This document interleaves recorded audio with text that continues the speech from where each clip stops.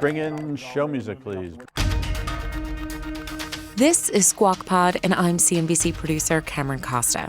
On today's episode, Donald Trump Jr. and Omeed Malik join us. Their joint venture, 1789 Capital, is going for guns in their newest SPAC deal. There's a lot of people that are buying guns that wouldn't have been the typical guys that were buying guns like I've been doing for decades. There's women coming into the marketplace for self-defense. There's a younger generation that's shifting to the conservative side. A spirited discussion about ideological investing and about the Trump meme coin. It's as bad as Hunter's art or the Clinton Foundation with her getting back into the White House. It just seems like a way that greases the skids for influence. So I think the meme coin, you don't know who's actually doing any of these things, right? So but that's one of the things that has people on edge. And Tom Yamas takes over the anchor seat at NBC Nightly News. I work for NBC News, but I work for the viewer. And the best journalist and the best type of journalism never forgets that. Plus, the rest of today's news, like a stark warning on growth after tariffs. Do you think that today's economy, the economy of the last 2 or 3 months, is doing well as a function of the tariffs? That's almost impossible to believe. It's Tuesday, June 3rd, 2025, and Squawk Pod begins right now. Stand Becky by in 3, 2, 1. Cue it, please.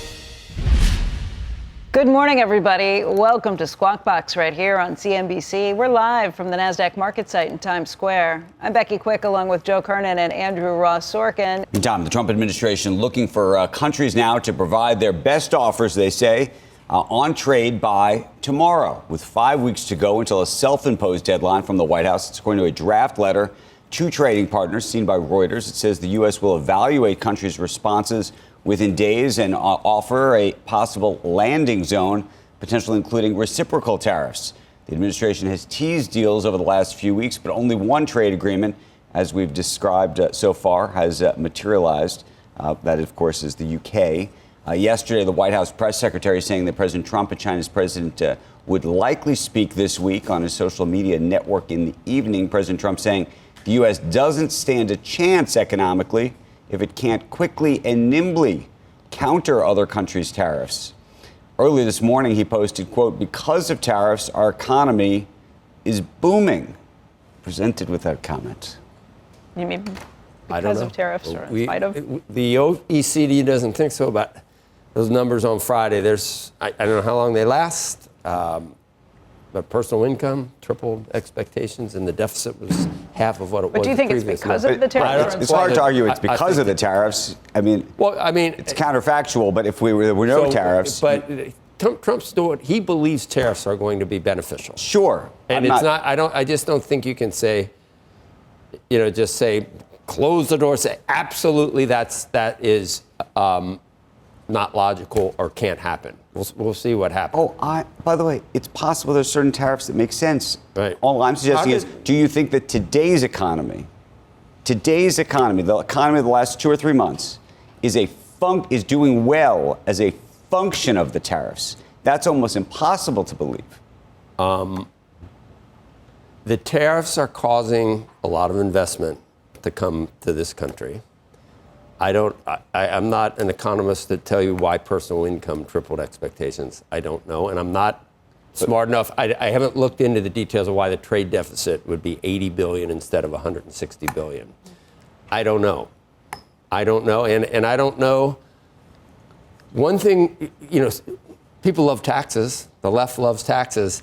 Tariffs are essentially taxes. So there is money being raised. I don't know if this is the right way to do it, but it is an alternative way of basically raising taxes and collecting. If you talk to big businesses, they'll tell you that their investments have been paused, put on hold to try and figure out, at least, and it's not necessarily because of tariffs. But it's not necessarily because of tariffs. I'm telling you anecdotally from a lot of big business leaders and from the groups that I've spoken to. I'm waiting to see it. I'm waiting to see in the jobs number on Friday. All I'm suggesting is I am a believer potentially down the road that somehow, depending on how you do the tariffs, that actually could be helpful. But I've always thought that for it to be helpful, it would take years. And on the other side, if you get to the rainbow on the other side, it stops raining, that works. However, like Elon Musk, I'm with Elon. Elon said early on that there was going to be pain that would come early on with all this. And I think he was talking about Doge. No, I think prior to that, he was saying, it was prior to the election, he said that if the combination, Doge, tariffs, you lived through the first Trump administration. Yep, I did. I'm still here. You have seen President Trump say similar things about economies and whether there would have been a Ukraine war and how quickly he can stop it. I mean, you have seen bluster and you have seen the greatest economy in the history of the world. You've seen all that stuff. So I'm just saying that. I'm just saying that this is hearing what he said is not surprising. And maybe there's a bit of hyperbole and a bit of a stretch. But I'm just saying you don't dismiss it out of hand that it's not going to work. No, but I will also tell you, it's a messy process to get to that. It'd be nice to know what the tariffs are. And we also don't know, sometimes when bad things happen, it's remnants of the Biden economy. Yeah. And some things, when good things happen, you're going to hear. But this is politics as usual in Washington. But you're going to hear the good things are because of what I've done since I've come in January 20th. And the bad things are still, the inflation is still, they would say, a holdover. And that's just, bluster is that's what you hear. For it. That's what you hear all the time. The OECD, see, I'm not convinced they're going to be right about this, but a key economic group painting a grimmer picture of the U.S. and world economies, the Organization for Economic Cooperation and Development, cutting the outlook for the U.S. growth to 1.6%. That's down from 2.2% back in March. And that's what you would expect, but this is what we're waiting for, to see evidence that that is actually happening. And they're citing the reasons that you could probably come up with yourself. Fallout from the president's tariff policy, higher economic policy uncertainty, and a smaller federal workforce. Since the U.S. leads the world, the OECD is also saying global GDP growth will, at the same time, slow to 2.9%, down from 3.1, with the slowdown concentrated, obviously, in the U.S. We kind of the largest component to global GDP. Canada and Mexico, and the last time that global growth was below 3% was in 2020 during the pandemic. Some updated language now on the economy from two prominent Fed members. Chicago Fed President Austin Goolsbee saying he thinks the U.S. Central Bank will be able to lower rates once the current tariff uncertainty clears up. He made those comments in a webcast interview with Midwestern Business Journal. Meanwhile, speaking at a banking conference, Dallas Fed President Lori Logan saying that monetary policy currently well positioned for Fed members to wait and watch incoming data. She said her and other jobs, her others' job is to make sure a one-time increase in prices doesn't become an ongoing inflation problem. I don't know, Waller and Goolsbee both sound like those are somewhat shifting narratives based on some of the recent data, the inflation data. Austin's always been, I think, open to a rate cut sooner rather than later. Waller definitely came around. I think that they don't coordinate these things, but I don't think Jay Powell says don't go out and say things like that. No, I don't think so either. But you have a lot of people. You got some saying we're just going to, obviously this is a wait and see moment because of the tariffs. Others are saying if we look past those, maybe rate cuts. No one's saying rate hikes. No. Elon Musk brain technology startup Neuralink closing a $650 million funding round. A press release says ARK Invest, Founders Fund, Sequoia Capital, Thrive Capital, and others participated in the round. Neuralink said the fresh capital will help it develop new devices that deepen the connection between biological and artificial intelligence. Hurry, Singularity, supposed to be here soon.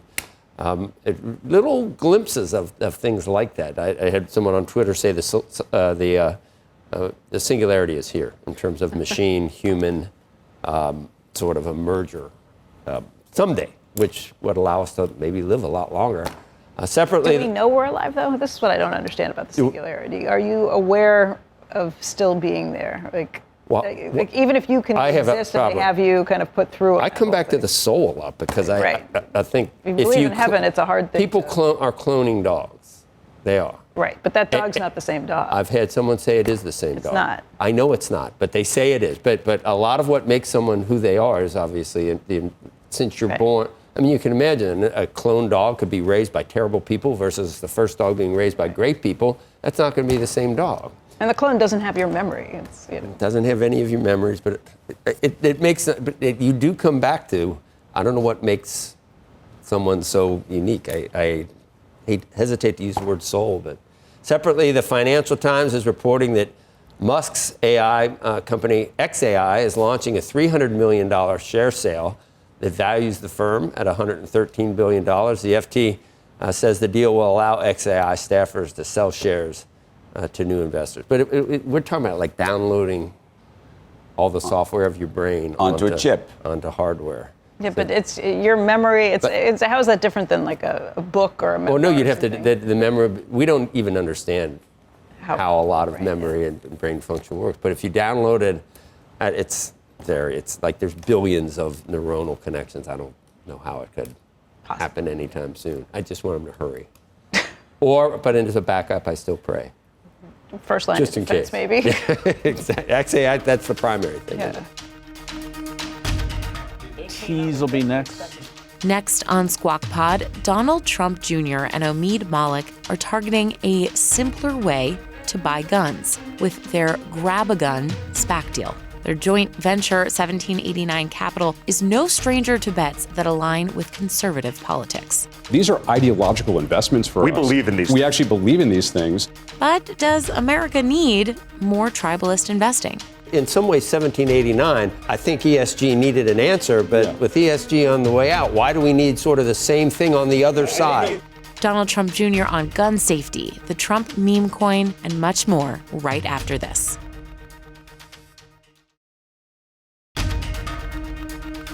Welcome back to Squawk Pod. You're watching Squawk Box on CNBC. I'm Andrew Ross Sorkin, along with Joe Kernen and Becky Quick. Joining us now, 1789 Capital's Donald Trump Jr. and Omeed Malik. Gentlemen, you're at the table with us on set. Great to be here. Great to have you here. Thank you. We're going to talk about lots of different things, but let's first talk about the idea for something that you're referring to as an Amazon of guns, which I don't know, your worst nightmare almost, Andrew. Andrew's not going to be a fan of this concept. But we can talk about... I'm not a customer, but I actually have interesting thoughts about all this. Okay, it's going to be a SPAC. It'll be within the next month or so. Yeah. And I didn't realize, 17 million guns are sold in the United States every year, most of them for hundreds of dollars.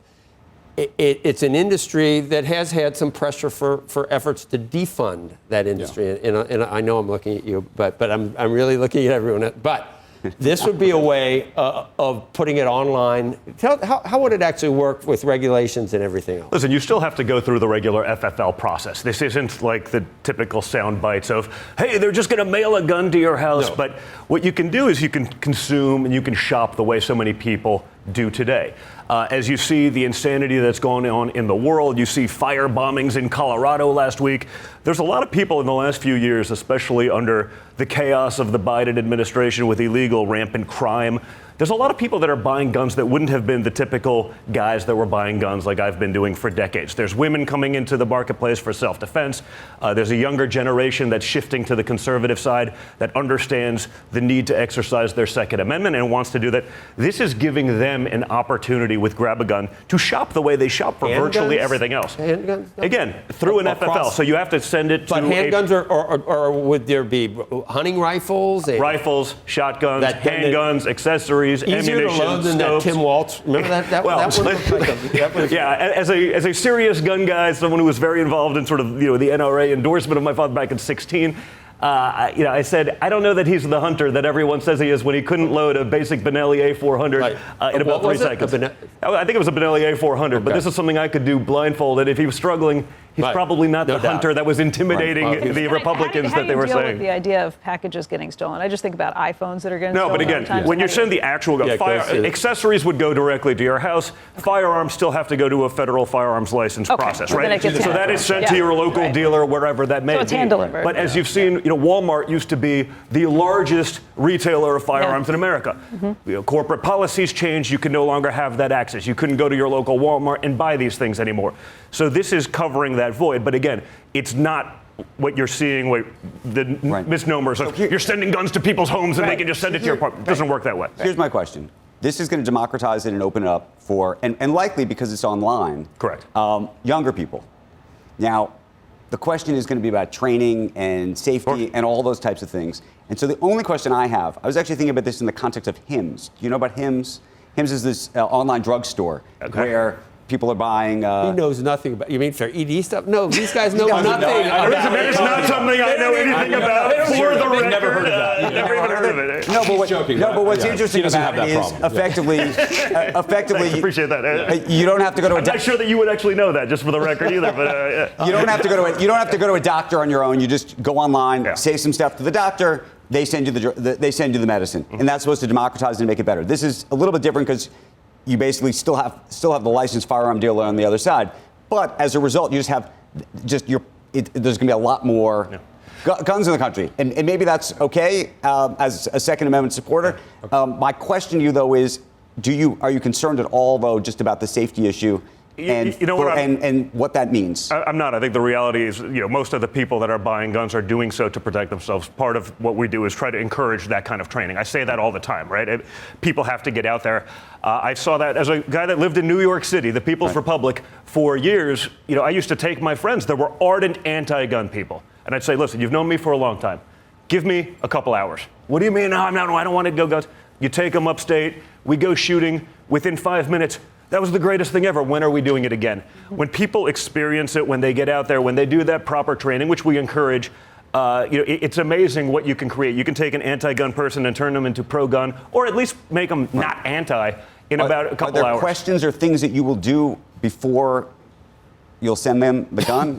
There's no difference than if you went into, you can go with no training and go into a regular gun shop and do this. This simplifies that process. But again, through that, you are actually going to that shop. You can learn about the training that they offer, and which we encourage. So, I definitely encourage everyone to get those kinds of trainings. I think it should be a passion.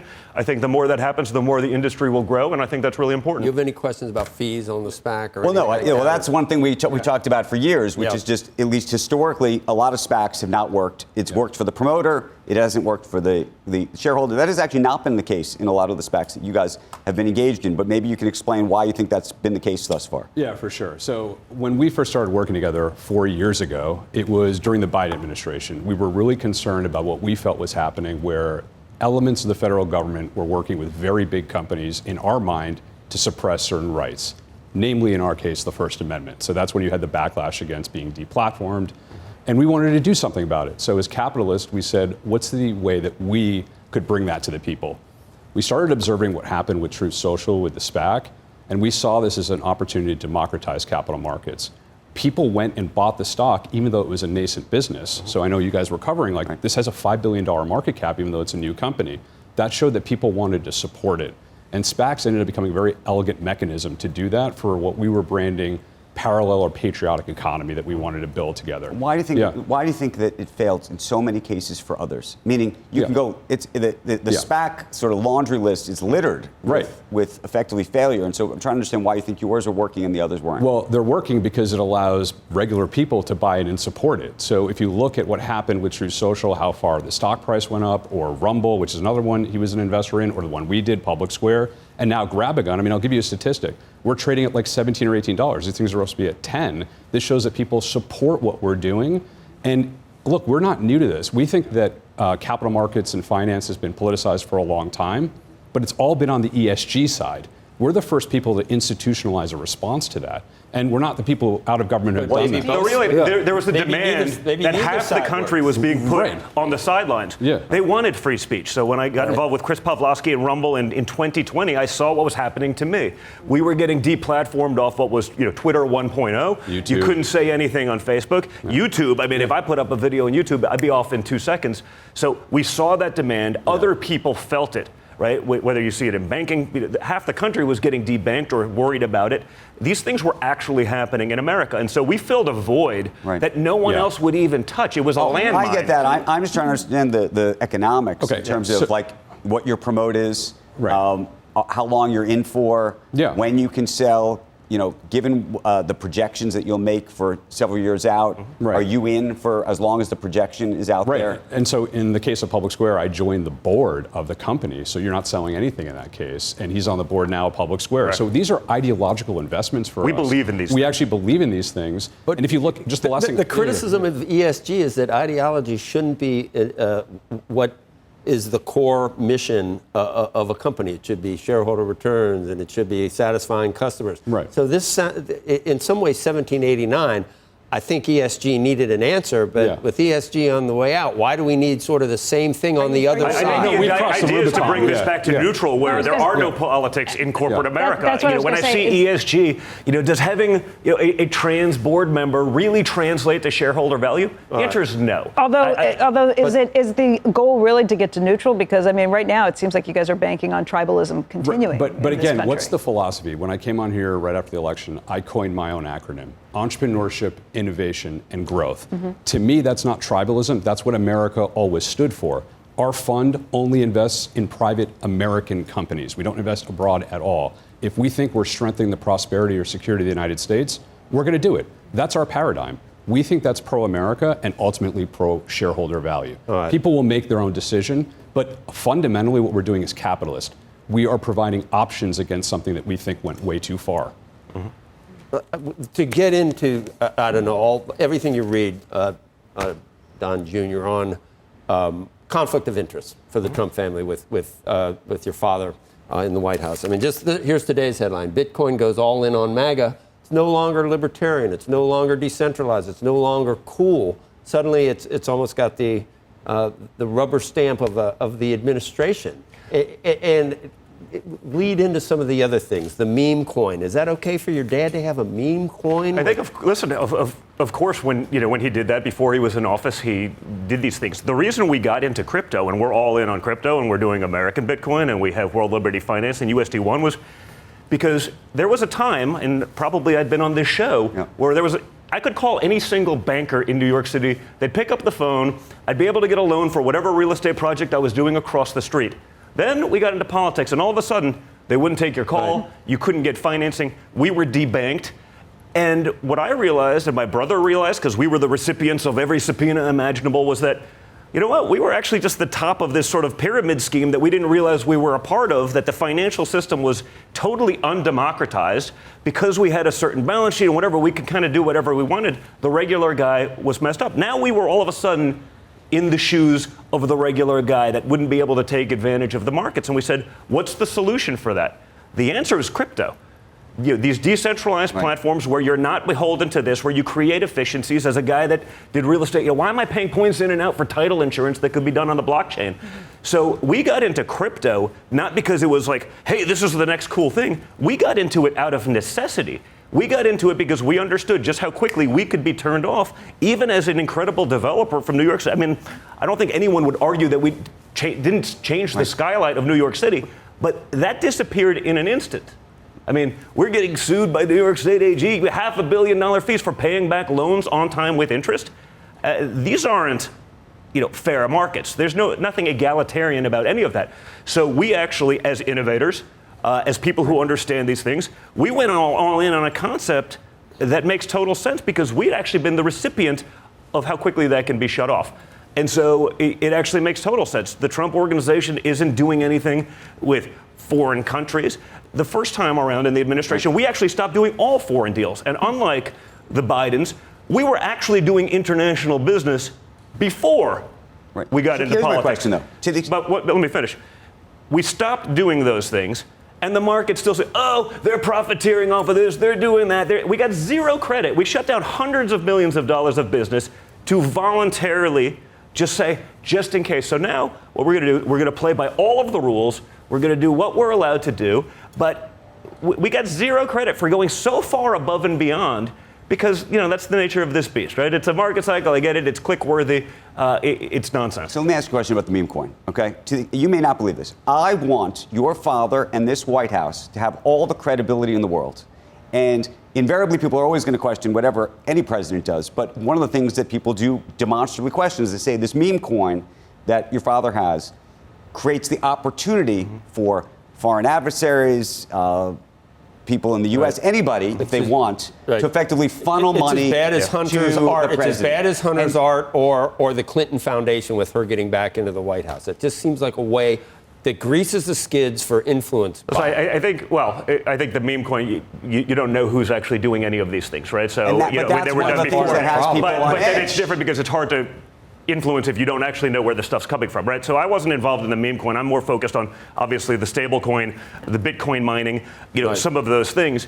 But the reality is, I think a lot of these things in the meme coin. You're not taking responsibility for the meme. I'm just saying the reality of the meme coin is it's sort of a proof of concept that the crypto world understands exactly what I was talking about earlier. That the markets may not necessarily be fair. The traditional banking system may not be fair to them. So it's a proof of concept of what I think we can move the needle in crypto. And I think that's going to be the future of finance. It's going to be the future of banking, almost without question. If we can accelerate that process by going all in on it, but I'm for it. You've heard from people in the crypto industry, I imagine some of your friends who have said that some of these coins and what's happening may undermine a little bit of what's happening because people are questioning it, right? I have not heard that from anyone, actually. What I hear from those people is like, thank you for doing this. You're giving us the legitimacy that we fought for so long. And this isn't just a conservative issue, Joe. I mean, these are highly libertarian people. This is actually one of those, 50 million holders of, some sort of crypto, whether it's Bitcoin, stables, ETH, Sol, whatever it may be. There's 50 million in America, and they're not all right-wing. These are people who just believe in freedom. They've seen what's happening, and they're looking for a corollary and a response. I got one more for you, which goes to, do you believe, if you believe in the U.S. dollar, which I think we all want to believe in, do we think that crypto, Bitcoin in particular, but crypto writ large, can ultimately undermine it? Actually, I think the opposite. When you look at what's going on with so many of the stable coins, and as you create utility and those things happen, what we're doing with USD1, it's literally one-to-one backed with the U.S. Treasuries. If you look at some of these big, stable coins, they're literally some of the biggest buyers of U.S. Treasuries in the world, replacing a lot of the countries that would have been traditionally doing that. So if we want to keep borrowing and spending the way we do for some of these projects, I don't necessarily agree with all of that either. I think these stable coins are actually going to be the savior of dollar hegemony in the world, not a detractor from it. I think that goes without question. If you look at even companies like Tether, I think they're the fourth largest holder of U.S. Treasuries in the world. What we're going to do with USD1, I mean, this is billions and billions of dollars of treasuries that other countries who have not necessarily been good actors or who have taken advantage of those things over the years have said they're going to back away from to try to create their own kind of currency, to eliminate sort of the petrodollar, whatever it may be. I think stablecoins could be the savior of U.S. currency. I'm going to shift gears a little bit to your relationship with VP Vance and some of the stuff we've read lately. I don't know if you've seen the journal pieces about, I guess, the Orrin Cass influence, and you know who I'm talking about, on the vice president, where market forces are no longer as important. There's a populist tinge to everything. I even think some of J.D. Vance's acolytes wanted to raise corporate taxes, raise taxes on the rich. Your dad is some kind of hybrid now between a Republican and a Democratic populist. Do you? Yeah. So I actually subscribe to what you're kind of describing, which is that, you do. Yeah, I do, because I think it's how you got former Democrats into the party. You're a former Democrat. I'm not going to tell anyone who you voted for. I don't think you want that. Appreciate that. You're a good friend. I know. But she was married to a president. So, again, you're not a good friend. So, in any event, I think what Donald Trump has done, and what we were actually central in doing during the campaign, which was getting people like Bobby Kennedy and Tulsi Gabbard to endorse President Trump, is an important aspect of what you're picking up on, which is that the tent now incorporates elements that we think are the best of both parties. So MAGA is actually, I think, taking a lot of strong things that the Democrats used to before, which is caring about the middle class and the workers of this country. Being an unadulterated globalist and capitalist, I think, has failed a large swath of our population, and that's what I think Vice President Vance really picked on earlier than others, and has not lost the sense that we can still be capitalists, but if it affects our national security and our middle class, we have to reevaluate some of the assumptions we've made. I came into this, like we've talked about before, in the late 90s, thinking that we could democratize countries around the world if we just simply opened their markets. And I was in favor of a lot of those policies when I was a Democrat. But they have not worked. China has gotten more authoritarian. And it's not smart for us to have everything made with a country that's 4 times our size, has slave labor, and can put people out of work. But we don't want T-shirts being made in the United States. I didn't say that, though. There are other things. What are we investing in? We're investing in semiconductors. We're investing in technology to mine rare earth minerals here. And those are jobs. Those are great jobs. We shouldn't make our pharmaceuticals in another country. If there are products that threaten our national security like we saw in COVID, they should be made at home. That's obvious, I think, and that's self-evident. That's one of the things that this administration, I think, is doing a good job. So it's not about being communist or just, socialist for the sake of it. It's we look at the international system that has changed dramatically over the last 25 years. Let's find out what the failures were. By the way, George W. Bush made a lot of failures. Obama. President Trump could not have been elected in 2016 if you didn't have the people feel that backlash. And he certainly couldn't have made a comeback if President Biden had addressed those issues. Well, and reelected in 2020. Yeah, well, I always think sometimes you have to hit rock bottom, and I think it took. That was for him. That was for him. He's talking about. I'm sorry. I take that back. It took the 4 years of Biden. I take that was totally for you. I take it back. But I think it did take the 4 years of Biden for America to realize how fragile some of these things are. You went from a time of prosperity to a time of poverty. You went from a time of peace to a time of war. These things happened when America wasn't leading with strength. Right. It takes a little bit of that for us to understand just how fragile we were. I think that brought back Trump. And you see, again, the same old news cycle starting, when the S&P dipped a little bit. Oh, my God, it's the Trump recession. Oh, my God, you sound just like your dad. Well, he's related. Joe, relax, Joe. You see that, and it's all Trump's fault. When it bounces back to new all-time highs 10 days later, well, it's other market factors. But you saw, yesterday, some of the betting markets, I think it was on Kalshi, said, the sentiment for a recession was we were going to hit a recession by 70% of the market thought we were going to do that. Yesterday, within a few weeks, it was 30, right? These things take time. We've gotten spoiled. We've gotten used to, someone's in now, so we expect instant gratification, and within 3 minutes, if the world isn't perfect, nothing happens that way. The process has to happen. You have to take time to go through that. You see what's going on in the negotiations with the other countries around the world. We're going to end up putting America in a better spot. That doesn't mean that everyone else has to lose. You can have a symbiotic relationship with our allies around the world. And if we do that while simultaneously pulling some of those things away from China, so we're not dependent on someone who has proven around the world to not be a great actor, that's a huge win for America in the long term. Yeah. I think even the president, a lot of Democrats sort of wish they'd gotten it out of the way already in 2020. All the Democrats had to do was shut up in 2020. Because listen, he'd be gone already, and he 100% won anyway. It doesn't matter. You'd have a Democrat president right now. You wouldn't have a strong Republican bench, which we have now of people who are proven fighters who've been in the trenches.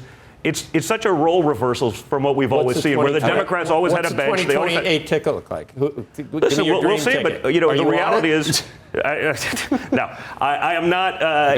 Thank you for even the consideration or the mention, but no, I'm not interested in that right now. I'll always keep fighting for it. Vance Rubio or Rubio Vance?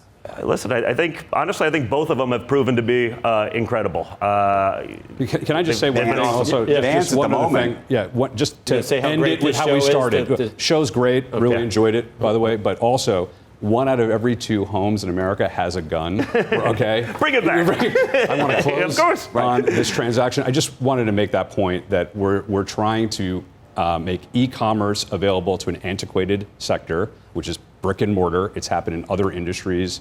Chewy, Wayfair, this is all the same. Now we're doing it for ammunition and guns. And that's what GrabAGun is, and that's what this transaction is. So. And I didn't understand that, like Pew, I thought was Pew, but it's that. Pew, I just want it to be done safely. That's all. Look, and it will, and we're complying with all that. That's all I care about. As someone who believes in stuff, there's still a component where pop culture, that decides elections and Supreme Court. Like, you don't want haphazard nonsense out there. I believe in that. So I'm all for the safety and the training. I advocate for that. I came from a competitive shooting background.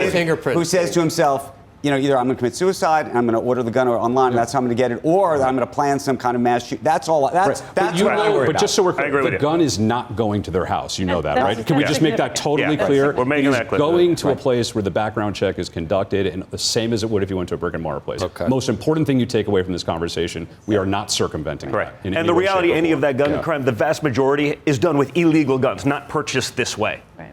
No one ever acknowledges that, right? These things happen in places that, gun culture isn't really a thing. We're totally aligned on that point. Yeah. Thank you, Omeed Malik. Thank you. Thank you. Don Trump Jr. Really appreciate the time. Thank you. Good to see you. All right, thank you. There is still more Squawk Pod ahead, tracking possible tariff costs with our retail reporter, Courtney Reagan. If the retailer eats the whole thing, if they pass along the whole thing. And a new anchor takes over at NBC Nightly News. Tom Yum is on the new gig and the big changes remaking media.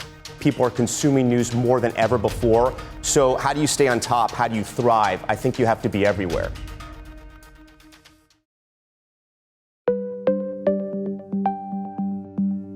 You're listening to Squawk Pod. Here's Becky Quick. While tariff policy remains in flux, retailers have to decide what to do. Either mitigate the tariff costs, find a way to make up for it, or pass it along in prices. Most large retailers are trying to work on mitigation strategies, although Walmart and Macy's are among those that have said that even with mitigation, some prices will increase. But what if the retailers didn't mitigate it or couldn't and stay in business? Here's Courtney Reagan to explain it. And Court, I get the feeling that even those who aren't talking about it as publicly are realizing they are going to have to pass some cost on consumers in some areas. Absolutely. And this is very nuanced. So we're going to try to simplify this as much as possible in sort of a worst case scenario. The true cost of tariffs is almost impossible to quantify. But if a retailer didn't or couldn't absorb the cost and passed it all on, how much would prices increase? Well, AlixPartners built these example models exclusively for us to illustrate it. So before the April 2nd tariffs, a cotton men's sweater made in China cost $6.80 to produce. Pre-Liberation Day, a 41.5% total tariff was already in place for that sweater shipped to the U.S. That equals $2.82. The cost of logistics and sourcing, that adds another 95 cents. So put together, the total cost of making that sweater is $10.57. At a typical initial markup rate to get to a 65% gross margin, the retail price before Liberation Day for that sweater would have been $30. So here's the same sweater at today's tariff rates. The China manufacturing costs, logistics and sourcing costs, those are constant in this example. But at the 41.5% existing tariff for that sweater before April 2nd, and then the 10% universal rate, 20% fentanyl tariff, the current tariff rate is 71.5% of the manufacturing cost, or $4.86, making the new cost the retailer pays to make that sweater $12.61. So holding that 65% markup to maintain that level of profitability and a new price the consumer would pay, $35.80. So that's a price increase of more than 19%. That's only if you pass the entire cost on. If you pass the entire cost on right now, at where we're sitting today. Right. So let's look what happens if the full tariffs announced April 2nd would be enforced.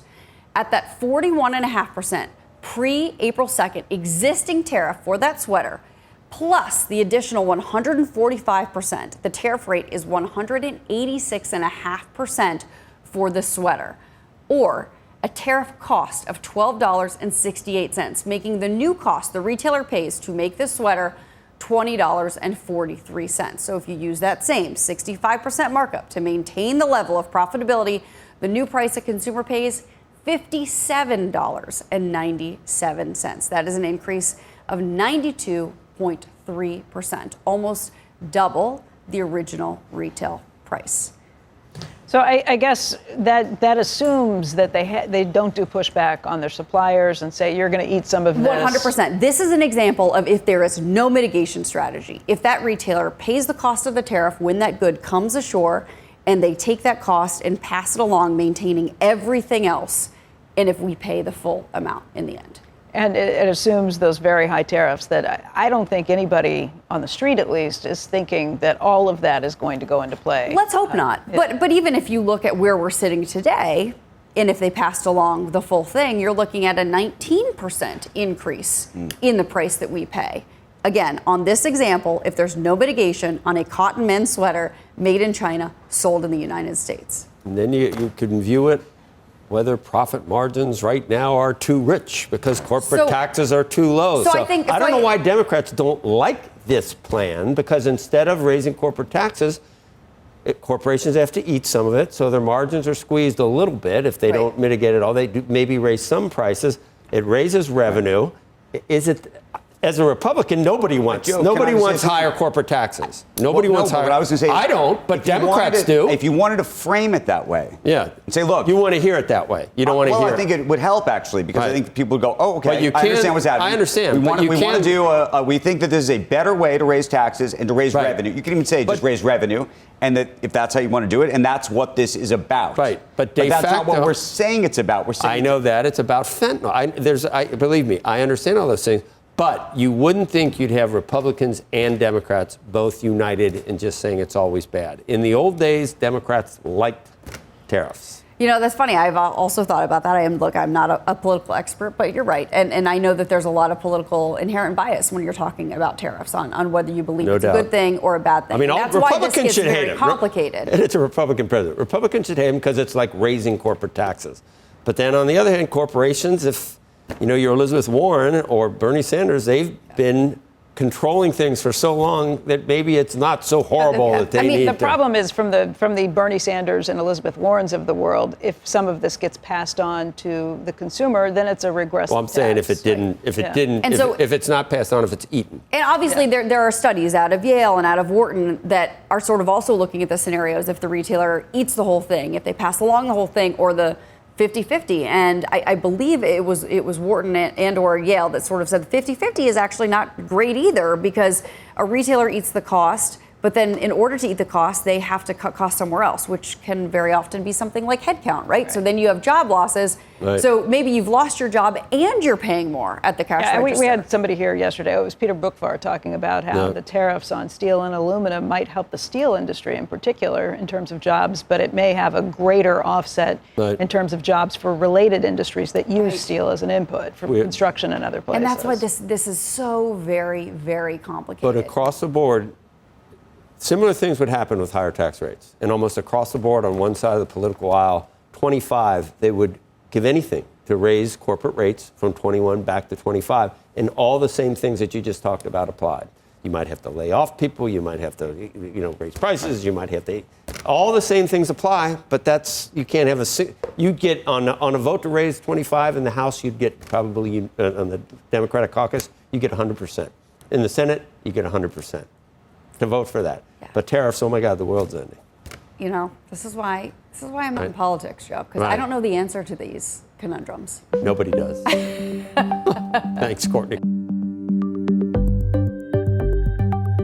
A new era of NBC nightly news started this week after Lester Holt signed off after 10 years in the anchor chair. Joining us right now is a man in that chair at our table, though, NBC Nightly News' new anchor, LLamas. Good morning to you, sir. Morning to you, Andrew. Morning to all of you. Thanks for having me. Great to see you. So, okay, we're going to talk about the TV landscape, what it means to be on at 6:30. I mean, this is like a vaunted chair, first of all. It is, yeah. So what does that feel like? First night out? It feels incredible, yeah. First night was last night. Look, it's the honor of a lifetime, right? I walked into 30 Rock in the year of 2000. I was an intern making no money. And I'll never forget when I came in, I heard Tom. And I thought, all these people know the intern. This is so nice. But it was Tom Brokaw, who was just behind me. And I remember thinking how cool that was, that people knew him as Tom and not just Tom Brokaw. But I've worked really hard, Andrew. I've been doing it for more than 25 years, worked a lot of weekends, a lot of overnights, every shift, every job in a newsroom.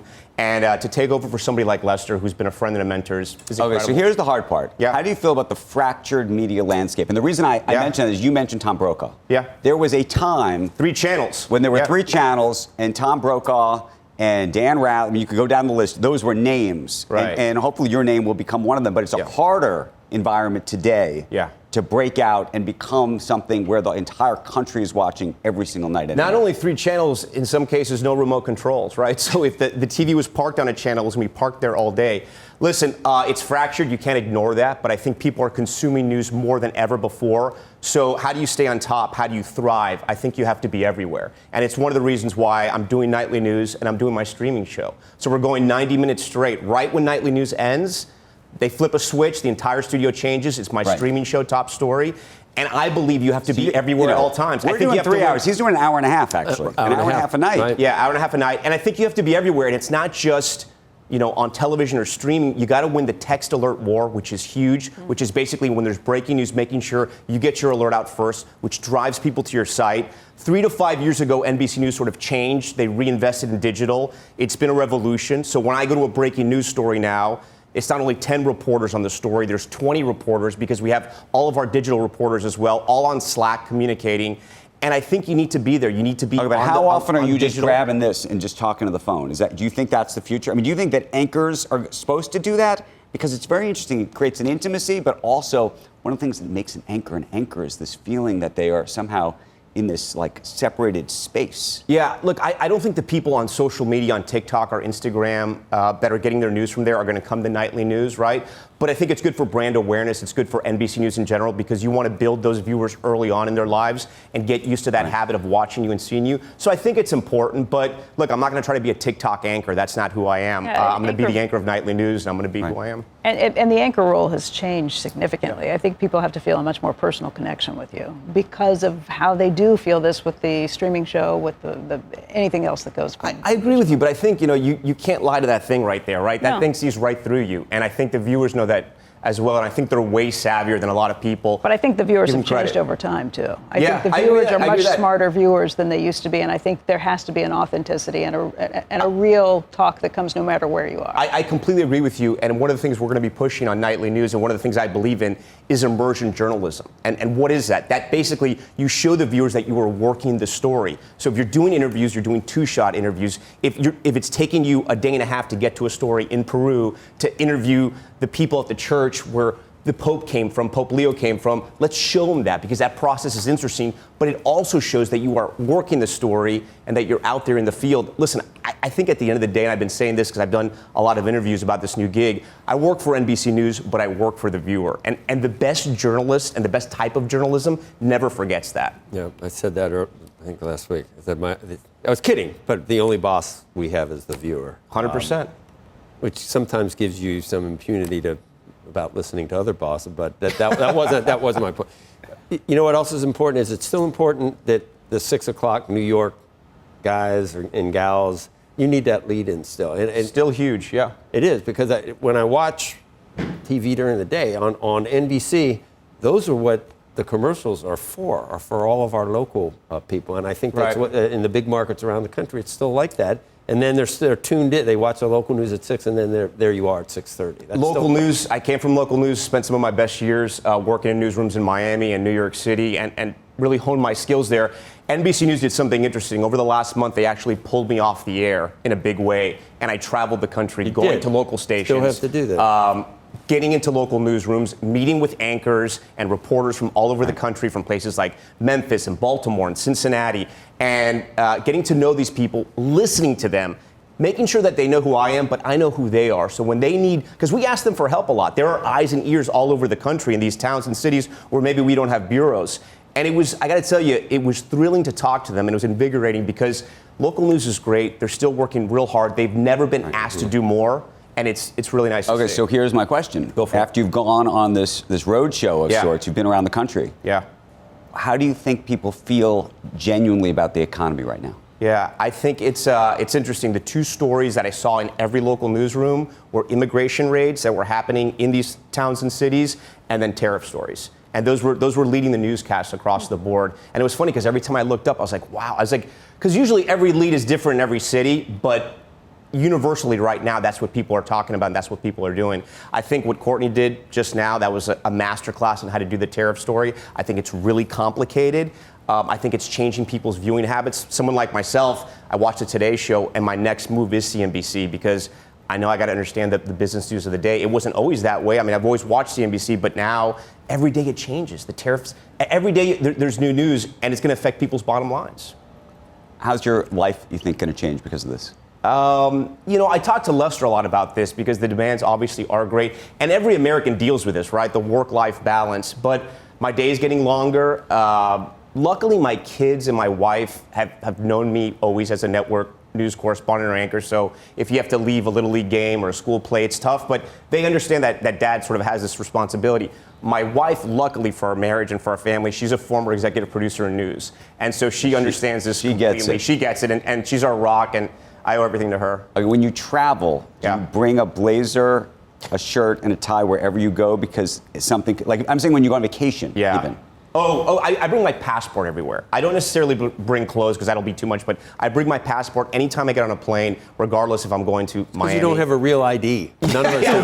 that's why I bring my passport right now. I actually don't have a real ID either. Yeah. I got my appointment in July, though. But no, I always carry a passport. I'm ready to go.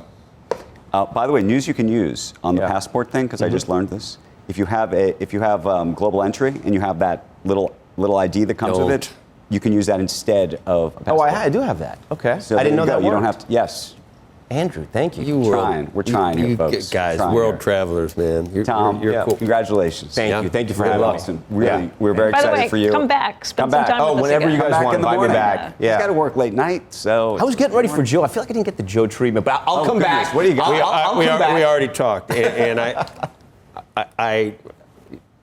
your parents immigrated from Cuba. My parents are Cuban American. Yeah, they came here and they worked really I think there's hard. some solid conservative values there that have been, I'm gonna leave it been right instilled in you. But while you were, I was also thinking, there was Brokaw, Rather, and I don't remember the other one, but. Peter Jennings. Peter Jennings. Yeah, but I remember the days where we sat around and there was a guy named Cronkite who was like, and those days will never be back. But think about what Walter Cronkite represented to this country and the way he presented news. And when I heard about Kennedy from him, and when I heard, those were the days of the true nightly news. You're supposed to mention David Brinkley, I think. Brinkley, Chet Huntley, John Chancellor. Remember those guys as well? No. Some. Millions are still tuning in, though, every night. Edward Armour. No doubt. No doubt. Yeah. They are. Yeah. But you just got big shoes to fill. Looking forward to it. Thank you, guys. Thanks, Tom. That's the podcast for today. Thank you for tuning in. Squawk Box is hosted by Joe Kernen, Becky Quick, and Andrew Ross Sorkin. Weekday mornings on CNBC starting at 6 Eastern and going all the way until 9. To get the best bits from that 3-hour TV show right into your ears, you can follow Squawk Pod wherever you get your podcasts. We'll meet you right back here tomorrow. We are clear. Thanks, guys.